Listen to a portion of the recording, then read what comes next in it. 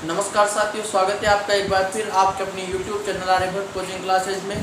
दोस्तों, हमने पिछले लेक्चर के अंदर अपनी एक्सरसाइज 2.3 का प्रश्न नंबर 1 हल किया था, जिसके अंदर हमने बहुपदों के भाग सीखे थे। तो आइए दोस्तों, अब हम इसका प्रश्न नंबर 2 हल करते हैं। तो प्रश्न नंबर 2 है अपने पास कि प्रथम बहुपद से द्वितीय बहुपद को भाग करके जांच कीजिए कि क्या प्रथम बहुपद द्वितीय बहुपद का एक गुणनखंड है। तो देखिए, यहाँ पर प्रश्न ने हमसे पूछा है कि क्या प्रथम बहुपद द्वितीय बहुपद का एक गुणनखंड है। तो हम इसे कैसे पता करेंगे? तो देखिए, पहले इसको हम समझते हैं। यदि दोस्तों हमारे पास शेषफल के रूप में शून्य प्राप्त होता है, शेषफल के रूप में शून्य प्राप्त होता है, तो प्रथम बहुपद द्वितीय बहुपद का एक गुणनखंड होगा। और यदि शेषफल के रूप में हमें शून्य प्राप्त नहीं होता, तो यहाँ प्रथम बहुपद द्वितीय बहुपद का एक गुणनखंड नहीं होगा। तो देखिए, इस स्थिति में हम कह सकते हैं कि गुणनखंड होगा।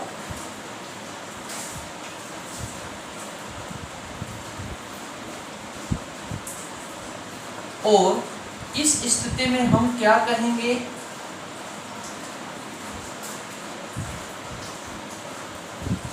कि यहाँ गुणनखंड नहीं होगा।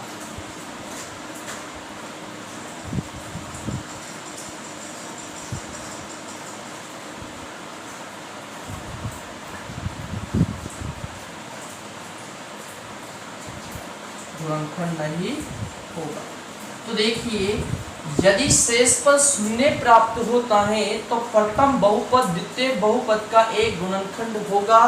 और शेषफल यदि 0 के बराबर प्राप्त नहीं होता है तो गुणनखंड नहीं होगा। तो आप सबसे पहले इनको याद रखिए कि कब प्रथम बहुपद द्वितीय बहुपद का एक गुणनखंड होता है और कब नहीं। तो सबसे पहले आप इनको नोट कर लीजिए, उसके बाद हम प्रश्न को देखते हैं। तो देखिए, प्रश्न है अपने पास कि GT बराबर टी स्क्वायर माइनस 3 और PT बराबर 2t4 plus 3t3 minus 2t square minus 9t minus 12। ठीक है, अब हम क्या करेंगे कि GT का भाग PT में लगाएंगे। तो देखिए, तो GT क्या है अपने पास? टी स्क्वायर माइनस 3 और PT है अपने पास 2t4 plus 3t3 minus 2t square minus 9t और माइनस 12। ठीक है दोस्तों,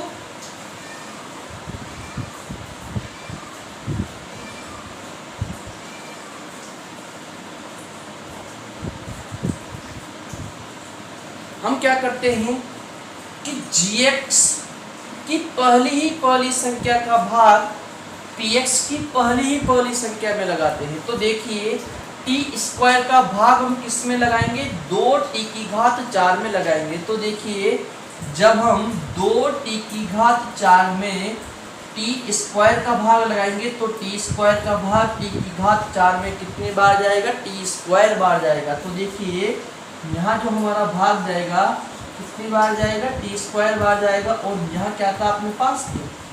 ठीक है, तो जितनी बार भाग जाता है उसको हम क्या करते हैं कि यहाँ जो दी गई संख्या है अपने पास उससे गुणा करके यहाँ लिखते हैं। तो देखिए, 2t स्क्वायर को यदि हम टी स्क्वायर से गुणा करते हैं तो कितना प्राप्त होगा अपने पास? 2t4 प्राप्त होगा। कैसे प्राप्त होगा? तो देखिए, 2t स्क्वायर को जब हम टी स्क्वायर से गुणा करेंगे तो देखिए अपने पास यहाँ आधार समान है, तो गुणा करने पर घात क्या होगी? जुड़ेगी। तो देखिए, 2 और 2 कितनी हो जाएगी? हमारी घात 4 हो जाएगी। ठीक है, अब हम क्या करेंगे कि 2t स्क्वायर को -3 से भी गुणा करेंगे। तो देखिए, 2t स्क्वायर को यदि हम -3 से गुणा करते हैं तो हमें क्या प्राप्त होगा? देखिए, यहाँ अपने पास प्लस का 2 और यहाँ ही माइनस का 3, तो जब हम प्लस और माइनस को गुणा करते हैं तो हमें क्या प्राप्त होता है, माइनस प्राप्त होता है। और 2 को 3 से गुणा करेंगे तो क्या प्राप्त होगा, 6 प्राप्त होगा। और यहाँ क्या है अपने पास, t²। तो यहाँ से हमें प्राप्त होता है -6t²। देखिए t² वाला पद जहाँ होगा उसके नीचे ही -6t² को लिखा जाएगा। तो देखिए यहाँ अपने पास -6t²। ठीक है, अब हम क्या करते हैं, इनके चिन्ह परिवर्तित करते हैं। तो देखिए यहाँ है अपने पास प्लस का चिन्ह, इसका चिन्ह है दोस्तों प्लस का चिन्ह। तो यहाँ क्या प्राप्त होगा, अपना माइनस प्राप्त होगा। और यहाँ किसका चिन्ह है दोस्तों, माइनस का। तो यहाँ प्राप्त होगा अपना प्लस का चिन्ह। तो देखिए अब हम इनको क्या करते हैं, घटाते हैं। तो देखो 2t⁴ में से जब हम 2t⁴ को घटाएंगे तो क्या प्राप्त होगा, 0 प्राप्त होगा। और यहाँ क्या है अपने पास, 3t⁴। जब हम +6t² में से -2t² को घटाएंगे तो क्या प्राप्त होगा अपने पास, प्लस का 4t² प्राप्त होगा। और यहाँ है अपने पास -9t और -12। ठीक है, इसके बाद क्या करेंगे हम, t² का भाग 3t⁴ में लगाएंगे। तो देखिए 3t⁴, जब इसमें हम t² का भाग लगाएंगे तो देखिए t² का भाग t⁴ में कितनी बार जाएगा, t बार जाएगा। तो यहाँ से हमें क्या प्राप्त होगा, +3t प्राप्त होगा। क्या प्राप्त होगा, +3t प्राप्त होगा। और जितनी बार भाग जाता है उसको हम क्या करते हैं, इससे गुणा करते हैं और यहाँ लिख देते हैं। तो देखिए 3t को जब हम t² से गुणा करेंगे तो क्या प्राप्त होगा अपने पास, 3t⁴ प्राप्त होगा। और यदि 3t को हम -3 से गुणा करते हैं तो प्लस और माइनस माइनस, और 3t को यदि हम 3 से गुणा करते हैं तो क्या प्राप्त होगा, 9t प्राप्त होगा। तो देखिए -9t प्राप्त होगा। तो t वाला पद किसके नीचे लिखा जाएगा, t वाले पद के नीचे लिखा जाएगा। देखिए यहाँ से हम क्या करते हैं, चिन्ह परिवर्तित करते हैं। तो यहाँ है अपने पास प्लस, तो क्या प्राप्त होगा, माइनस। और यहाँ है अपने पास माइनस, तो यहाँ क्या प्राप्त होगा, अपना प्लस प्राप्त होगा। तो देखिए इनको हम घटाते हैं। 3t⁴ में से जब हम 3t⁴ घटाते हैं तो हमें क्या प्राप्त होता है, 0 प्राप्त होता है। और यहाँ क्या है अपने पास, 4t²। देखिए यहाँ अपने पास माइनस का 9t और यहाँ किसका है, प्लस का 9t। तो इसको भी हम क्या कर देंगे, घटा देंगे। और यहाँ से क्या बचेगा हमारे पास, -12 बचेगा। अब देखिए फिर हम क्या करेंगे कि t² का भाग 4t² में लगाएंगे। तो देखिए 4t² में जब हम t² का भाग लगाते हैं तो t² से t² कैंसिल, तो हमारे पास कितना प्राप्त होगा, 4 प्राप्त होगा। तो किसका प्राप्त होगा, प्लस का 4 प्राप्त होगा। तो जितना हमें यहाँ प्राप्त होता है उसको हम क्या करते हैं कि इस संख्या से गुणा करते हैं और यहाँ लिख देते हैं। तो देखिए दोस्तों जब हम +4 को t² से गुणा करेंगे तो क्या प्राप्त होगा, 4t² प्राप्त होगा। कितना प्राप्त होगा, 4t² प्राप्त होगा। इसी प्रकार जब हम +4 को -3 से गुणा करेंगे तो प्लस इंटू माइनस माइनस और 4 इंटू 3 कितना, 12। तो यहाँ से प्राप्त होगा हमारे पास -12। ठीक है, अब हम क्या करते हैं, इनके चिन्ह बदलते हैं। तो देखिए यहाँ अपने पास अभी किसका चिन्ह है, प्लस का। तो यहाँ हमारे पास प्राप्त होगा माइनस, और यहाँ अभी हमारे पास माइनस, तो यहाँ क्या प्राप्त होगा हमारा प्लस। और देख सकते हो आप, यदि मैं इसको इसमें से घटाता हूँ तो क्या प्राप्त होता है, अपने पास 0 प्राप्त होता है। और यदि हम -12 में से 12 को घटाते हैं तो क्या प्राप्त होगा, अपने पास 0 प्राप्त होगा। तो यहाँ क्या प्राप्त होता है, अपने पास 0 प्राप्त होता है। तो हमने देखा था कि यदि शेषफल के रूप में 0 प्राप्त होता है तो प्रथम बहुपद द्वितीय बहुपद का एक गुणनखंड होगा। और यदि शेषफल के रूप में 0 प्राप्त नहीं होता तो प्रथम बहुपद द्वितीय बहुपद का एक गुणनखंड नहीं होगा। तो यहाँ क्या प्राप्त होता है, आपके पास 0 प्राप्त होता है, तो हम कह सकते हैं कि प्रथम बहुपद द्वितीय बहुपद का एक गुणनखंड होगा। तो देखिए, अतः प्रथम बहुपद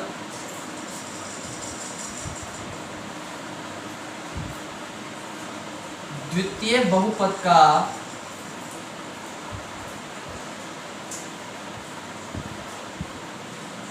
एक गुणनखंड होगा।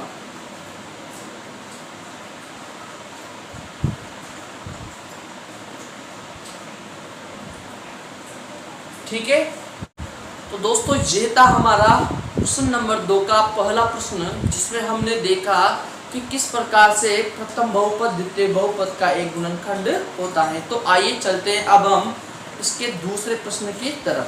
दूसरा प्रश्न है अपने पास gx बराबर x² प्लस 3x प्लस 1 और px बराबर 3x की घात 4 प्लस 5x की घात 3 minus 7x² plus 2x plus 2। तो आइए दोस्तों अब हम इसका भाग लगाते हैं और देखते हैं कि प्रथम बहुपद द्वितीय बहुपद का एक गुणनखंड होगा या फिर नहीं। देखिए, यदि मैं x² का भाग 3x की घात 4 में लगाता हूं तो कितनी बार भाग जाएगा, 3x² बार भाग जाएगा। कितनी बार जाएगा, 3x² बार जाएगा। और जितनी बार हमारा भाग गया उसको हम क्या करते हैं, इससे गुणा करते हुए यहाँ लिखते हैं। तो देखिए, जब मैं 3x² को x² से गुणा करूंगा तो कितना प्राप्त होगा, 3x की घात 4 प्राप्त होगा। और यदि हम 3x² को 3x से गुणा करेंगे तो 3 × 3 9 और x² को x की घात 1 से गुणा करेंगे तो क्या प्राप्त होगा, x की घात 3 प्राप्त होगा। तो यहाँ से हम कह सकते हैं कि 9x की घात 3 प्राप्त होगा। तो यहाँ अपना प्राप्त हुआ 9x की घात 3। ठीक है, इसी प्रकार जब हम 3x² को 1 से गुणा करेंगे तो प्राप्त होगा अपने पास 3x²। इसके बाद क्या करते हैं, हम चिन्ह बदलते हैं। क्या करते हैं दोस्तों, चिन्ह बदलते हैं। तो देखिए, यहाँ है अपने पास प्लस, तो क्या प्राप्त होगा, माइनस। और यहाँ है अपने पास प्लस, तो यहाँ भी क्या प्राप्त होगा, माइनस। और यहाँ भी क्या है अपने पास प्लस, तो यहाँ भी क्या प्राप्त होगा, माइनस। अब क्या करते हैं, इनको घटाते हैं। तो देखिए, जब हम 3x की घात 4 में से 3x की घात 4 को घटाएंगे तो कितना प्राप्त होगा, 0 प्राप्त होगा। और इसी प्रकार यदि हम यहाँ देखें कि 5x की घात 3 तो यह किसका है, प्लस का। और 9x की घात 3 किसका है दोस्तों, माइनस का। तो हम जानते हैं कि जब एक संख्या प्लस की और एक संख्या माइनस की हो तो क्या करते हैं, घटाते हैं। तो देखिए, यहाँ से यदि हम घटाते हैं तो कितना प्राप्त होता है, अपने पास 4 प्राप्त होता है। कितना प्राप्त होता है, 4 प्राप्त होता है। लेकिन किसका प्राप्त होता है, माइनस का प्राप्त होता है। ठीक है, इसी प्रकार यहाँ देखिए आप, यहाँ -7x² और -3x²। तो दोनों संख्याएं यदि माइनस की हो तो क्या होगा, संख्याएं जुड़ेगी। तो यहाँ लिखेंगे हम -10x² और यहाँ है अपने पास +2x और +2। ठीक है, यहाँ तक। अब हम क्या करेंगे कि x² का भाग -4x की घात 3 में लगाएंगे। तो देखिए, जब हम -4x की घात 3 में x² का भाग लगाते हैं तो देखिए, यदि मैं x² का भाग x की घात 3 में लगाऊं तो क्या प्राप्त होगा, x प्राप्त होगा। और यहाँ क्या है अपने पास, -4। तो भाग कितनी बार जाएगा दोस्तों, -4x बार जाएगा। यहाँ भाग जाएगा अपना -4x बार। ठीक है, तो जितनी बार भाग जाता है उसे हम क्या करते हैं, gx की प्रत्येक संख्या से गुणा करते हुए यहाँ लिखते हैं। तो देखिए, यदि -4x को हम x² से गुणा करेंगे तो क्या प्राप्त होगा, -4x की घात 3 प्राप्त होगा। क्या प्राप्त होगा, -4x की घात 3 प्राप्त होगा। और इसी प्रकार यदि हम -4x को प्लस के 3x से गुणा करते हैं तो कितना प्राप्त होगा, तो यहाँ से प्राप्त होगा अपना -12x² प्राप्त होगा। ठीक है, -12x² प्राप्त होगा। और यदि -4x को प्लस 1 से गुणा करते हैं तो क्या प्राप्त होगा, -4x प्राप्त होगा। तो देखिए अब हम क्या करते हैं, इनके चिन्ह परिवर्तित करते हैं। तो यहाँ है अपने पास माइनस, तो माइनस के स्थान पर क्या प्राप्त होगा हमें, प्लस। यहाँ क्या है अपना माइनस, तो माइनस के स्थान पर क्या प्राप्त होगा अपने पास, प्लस प्राप्त होगा। और माइनस के स्थान पर हमें क्या प्राप्त होगा, प्लस प्राप्त होगा। तो देखिए अब हम इनको क्या करते हैं, घटाते हैं। तो देखिए यदि -4x³ में से +4x³ को घटाते हैं तो क्या प्राप्त होता है अपने पास, 0 प्राप्त होता है। इसी प्रकार यहाँ देखिए -10 और +12, ठीक है, -10 और +12। यदि एक संख्या माइनस की और एक संख्या प्लस की हो तो हम क्या करते हैं, घटाते हैं। देखिए -10x² में से जब हम प्लस के 12x² को घटाते हैं तो क्या प्राप्त होता है, 2x² प्राप्त होता है। और यहाँ है अपने पास प्लस का 2x और यहाँ है अपने पास प्लस का 4x। तो 2x और 4x दोनों यदि प्लस के हैं तो क्या होगा, जुड़ेगा। तो देखिए 2x और 4x कितना होगा हमारा, 6x। कितना होगा, 6x प्राप्त होगा। और यहाँ क्या है अपने पास, +2। ठीक है, इसी प्रकार यदि हम x² का भाग 2x² में लगाते हैं तो देखिए 2x² में हम किसका भाग लगाते हैं, x² का भाग लगाते हैं। तो देखिए x² से x² कैंसिल, तो यहाँ भाग कितनी बार जाएगा, 2 बार जाएगा। ठीक है, +2। तो देखिए जितनी बार यहाँ भाग गया उसको हम क्या करते हैं कि gx की प्रत्येक संख्या से गुणा करते हुए यहाँ लिखते हैं। तो देखिए यदि हम 2 को x² से गुणा करते हैं तो क्या प्राप्त होता है, 2x² प्राप्त होता है। इसी प्रकार यदि हम 2 को 3x से गुणा करते हैं तो क्या प्राप्त होता है, 3 × 2 6x प्राप्त होता है। और 2 को यदि हम 1 से गुणा करते हैं तो क्या प्राप्त होता है, 2 प्राप्त होता है। तो देखिए अब हम क्या करते हैं, इनके चिन्ह परिवर्तित करते हैं। क्या करते हैं दोस्तों, चिन्ह परिवर्तित करते हैं। तो देखिए यहाँ अपने पास प्लस, तो यहाँ क्या प्राप्त होगा, माइनस प्राप्त होगा। यहाँ अपने पास प्लस, तो यहाँ क्या प्राप्त होगा, माइनस प्राप्त होगा। और यहाँ क्या अपने पास प्लस, तो यहाँ भी माइनस प्राप्त होगा। अब देखिए आप इन संख्याओं को हम घटाएंगे। तो देखिए जब 2x² में से 2x² को घटाएंगे तो क्या प्राप्त होगा, 0 प्राप्त होगा। इसी प्रकार जब 6x में से हम 6x को घटाएंगे तो क्या प्राप्त होगा, 0 प्राप्त होगा। इसी प्रकार 2 में से 2 को घटाएंगे तो क्या प्राप्त होगा, 0 प्राप्त होगा। तो हमारे पास शेषफल के रूप में यदि 0 प्राप्त होता है तो हम क्या कहते हैं कि प्रथम बहुपद द्वितीय बहुपद का एक गुणनखंड होता है। तो हम लिख सकते हैं कि प्रथम बहुपद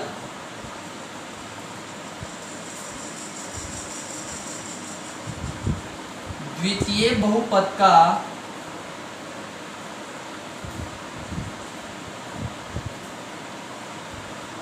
एक गुणनखंड होगा।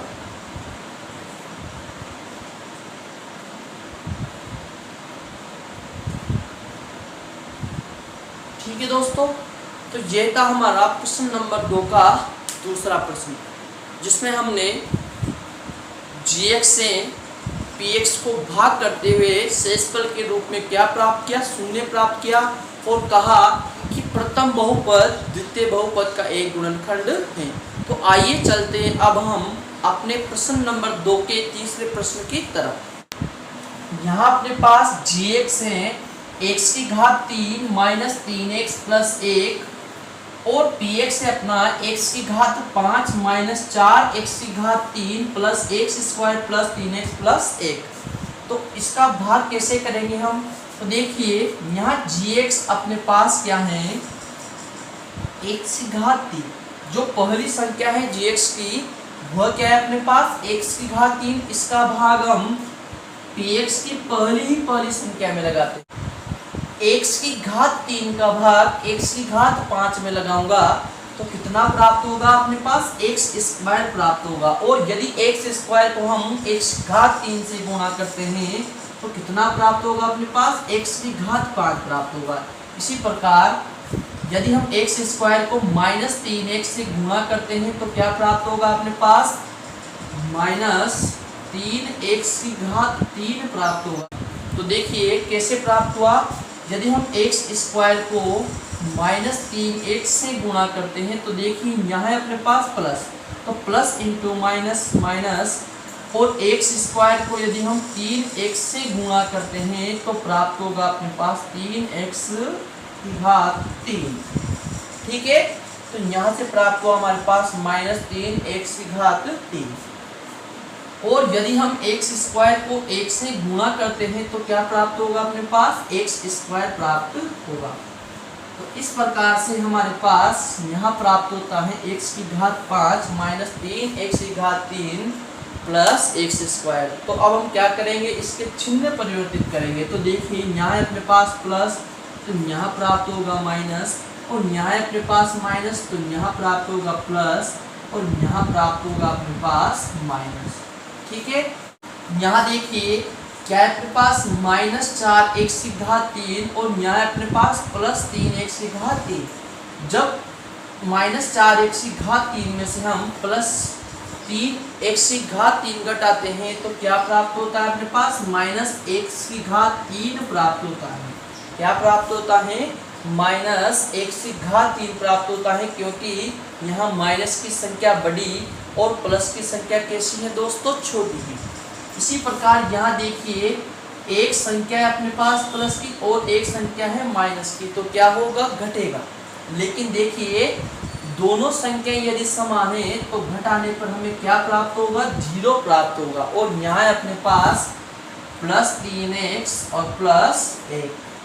ठीक है, तो फिर हम क्या करेंगे कि gx की पहली संख्या का भाग px की पहली संख्या में लगाएंगे। तो देखिए जब -x की घात 3 में +x की घात 3 का भाग लगाएंगे तो क्या प्राप्त होगा अपने पास, तो देखिए प्लस का भाग माइनस में माइनस बार और x की घात 3 का भाग x की घात 3 में 1 बार, तो यहाँ से प्राप्त होगा अपना -1। तो यहाँ से हमारा भाग कितनी बार गया, -1 बार गया। तो देखिए -1 को जब हम x की घात 3 से गुणा करते हैं तो क्या प्राप्त होता है, -x की घात 3 प्राप्त होता है। और -1 को जब हम -3x से गुणा करते हैं तो माइनस इंटू माइनस प्लस, और 1 को 3x से गुणा करेंगे तो क्या प्राप्त होगा, 3x प्राप्त होगा। इसी प्रकार जब हम -1 को +1 से गुणा करेंगे तो क्या प्राप्त होगा, -1 प्राप्त होगा। तो देखिए यहाँ से अब हम क्या करते हैं, चिन्ह परिवर्तित करते हैं। तो देखिए यहाँ क्या होगा, प्लस, यहाँ क्या होगा माइनस, और यहाँ क्या होगा अपना प्लस। ठीक है, तो अब इनको घटाएंगे तो x की घात 3 में से x की घात 3 घटाएंगे तो क्या प्राप्त होगा, 0 प्राप्त होगा। यहाँ देखिए आप +3x में से जब -3x को घटाएंगे तो क्या प्राप्त होगा, 0 प्राप्त होगा। लेकिन यहाँ देखिए दोस्तों एक किसका है, अपना प्लस का, और यह एक भी किसका है, प्लस का। तो दोनों संख्याएं किसकी, अपनी प्लस की। तो यहाँ से एक और एक कितना प्राप्त होगा अपने पास, 2 प्राप्त होगा। तो हम कह सकते हैं कि शेषफल के रूप में हमें कितना प्राप्त होगा, 2 प्राप्त होगा। तो यहाँ शेषफल 0 प्राप्त नहीं होता, तो हम कहेंगे कि प्रथम बहुपद द्वितीय बहुपद का एक गुणनखंड नहीं है। यदि शेषफल के रूप में हमें 0 प्राप्त होता तो हम कह सकते थे कि प्रथम बहुपद द्वितीय बहुपद का एक गुणनखंड है। ठीक है, अतः प्रथम बहुपद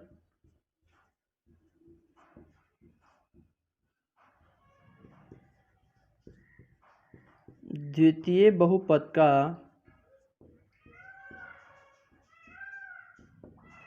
एक गुणनखंड